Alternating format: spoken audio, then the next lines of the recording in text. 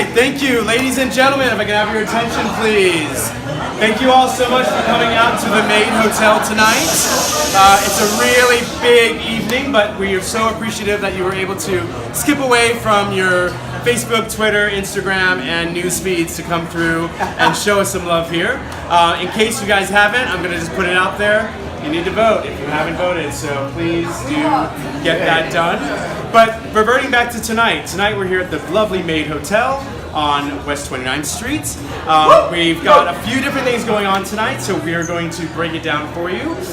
Number one, it is the closing of our current exhibition here in collaboration for Maid with Alex Salzberg.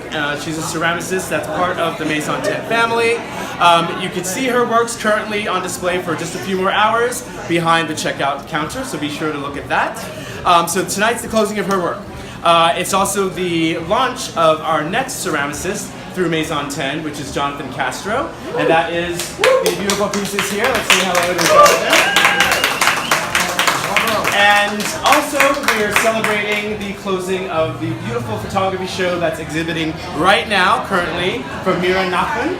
And those are the stunning photos that are all around here too, so definitely talk about that. So before we get into any questions and introductions with the actual artists that are here, we're going to tell you a little bit about Maison 10 and our collaboration with the Maid. So Maison 10, in case you guys don't know, is a concept store, gallery, and event space that revolves around the number 10. So we feature 10 different categories, 10 items in each of the 10 categories, which we keep on a rotating 10-week cycle. And anything you purchase 10% goes to one of 10 different charities. We've pre-selected 9, and each of the brands that we feature has a charity that they've personally selected that you can choose from. Wow, that's close. So that's a bit about Maison 10. The Maid Hotel, part of why it's called the Maid is because everything here, all the details that you see are all made by hand. And that's some of the most beautiful pieces that are here. Original artwork, original design. They've done a fantastic job. It's personally mine and Tom's favorite hotel to come visit. The restaurant, the Ferris downstairs, is incredible. The rooms are stunning. And after all of this, if you'd like to take a walk through and see some of the rooms, you can definitely do so. But with that, I'm going to get on with tonight. We're going to go ahead and introduce our ceramicists that we have here, currently on display. So let's give it up for Jonathan Castro.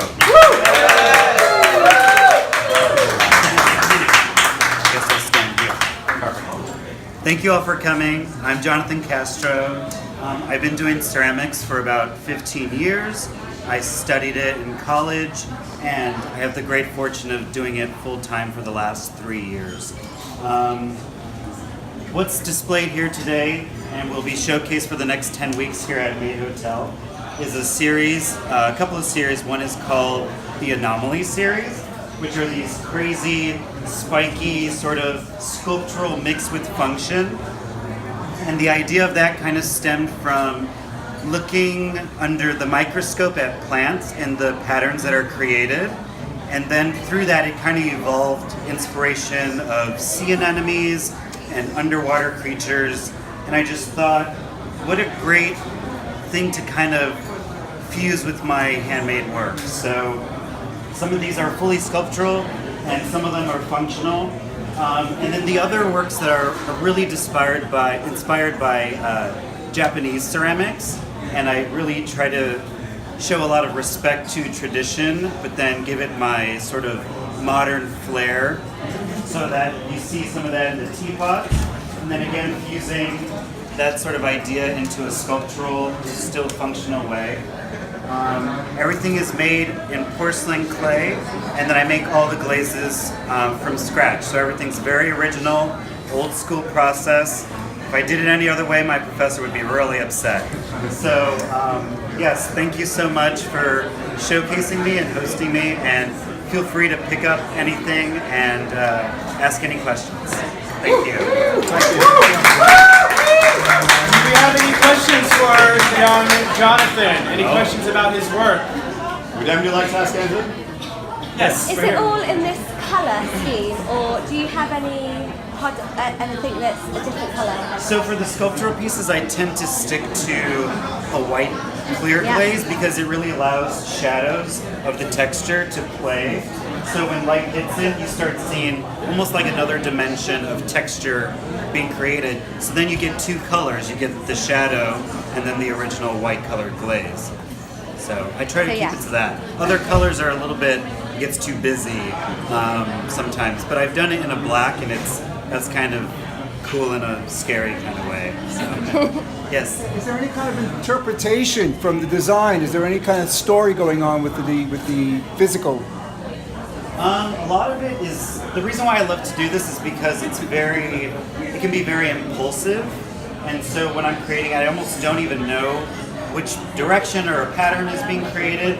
Some of them I do, like with this one, I had sort of a vision, and it was just like this sort of, almost a dance of the anomalies. Yes? I was going to say, because you think you can respond to music. Do you listen to music as you're working? I always listen to music I think, that definitely plays like rhythm and movement is definitely in my sculptural work. But a lot of times with bowls, they tend to have almost like they have legs, like they're going to walk around. And so I kind of will group them together in a cluster so it looks like they're almost communicating to one another and things like that. They're definitely playful, still functional, but that sculptural element kind of elevates the quality of the whole design.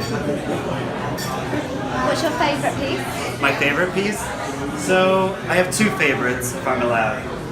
This sculptural piece in the center, just because I think it took forever, so I almost have to love it because it's just, you start to lose your mind a little bit, so you're kind of like, everything's placed one by one. But for me, the one that really came alive, that was in my sketchbook for like 2 years before I even was bold enough to try it, was the teapot, the anomaly teapot. And someone earlier today said that it was very like Alice in Wonderland-esque sort of. I've heard of a lot of like Tim Burton sort of feel of my work, so yeah, those are my two favorites. Yes.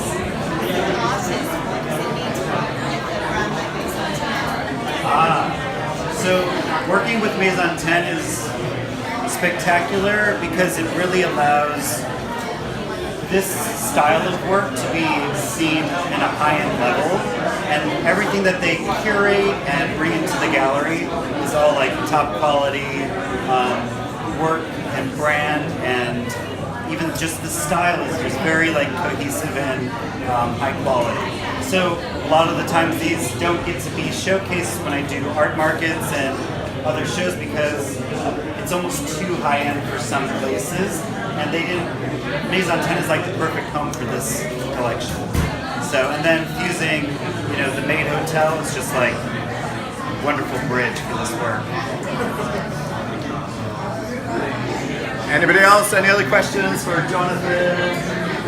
Have you explored color? Whoa, here we go. How do you, again, Jason? Have you explored color? How do you exploit color? Explored. Explored. I was like, I didn't explore anything. I explore color a lot, but more for like my functional work. When it comes to the sculptural work, I try to keep it very clean with one color. I don't have a lot of color for what's going to be represented here, but I have teal matte glazes and rainbow colors, and a lot of the functional stuff is more lively. But again, to really showcase the aesthetic of the Anomaly series, I try to keep it to one tone color.